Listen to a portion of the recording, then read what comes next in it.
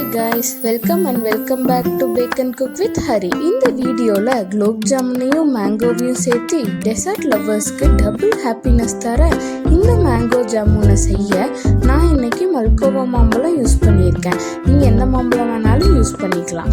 மாம்பழத்தை கட் பண்ணி அரைச்சி தனியாக எடுத்து வச்சுக்கோங்க.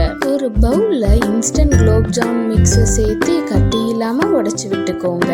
அது கூடவே 2 ஸ்பூன் பட்டரை சேர்த்து நல்லா மிக்ஸ் பண்ணிட்டு அதில் அரைச்சி வச்ச மாம்பழத்தை கொஞ்சம் கொஞ்சமாக சேர்த்து சாஃப்ட் டோவாக பிணைஞ்சு 30 மினிட்ஸ்க்கு க்ளோஸ் பண்ணி வச்சிருங்க.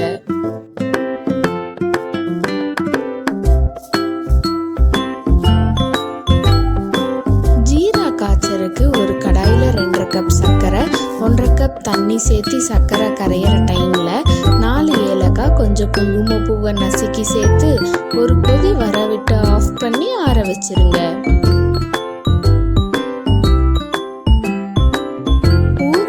டோவை ஈக்குவலாக பிரித்து கிராக்ஸ் இல்லாமல் உருட்டி எடுத்து வச்சுக்கோங்க.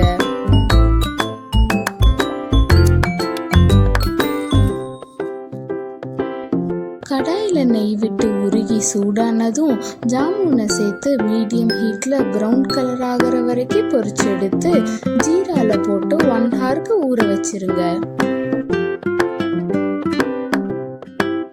சாஃப்டாக ஜூஸியாக சுகர் சிரப்பில் ஃபுல்லாக சோக்கான மேங்கோ ஜாமுன் ரெடி. கண்டிப்பாக ட்ரை பண்ணிவிட்டு எப்படி இருந்துச்சுன்னு கமெண்ட் பண்ணுங்கள். லைக், ஷேர் அண்ட் சப்ஸ்கிரைப் பண்ண மறந்துடாதீங்க. தேங்க்யூ ஃபார் வாட்சிங் த வீடியோ.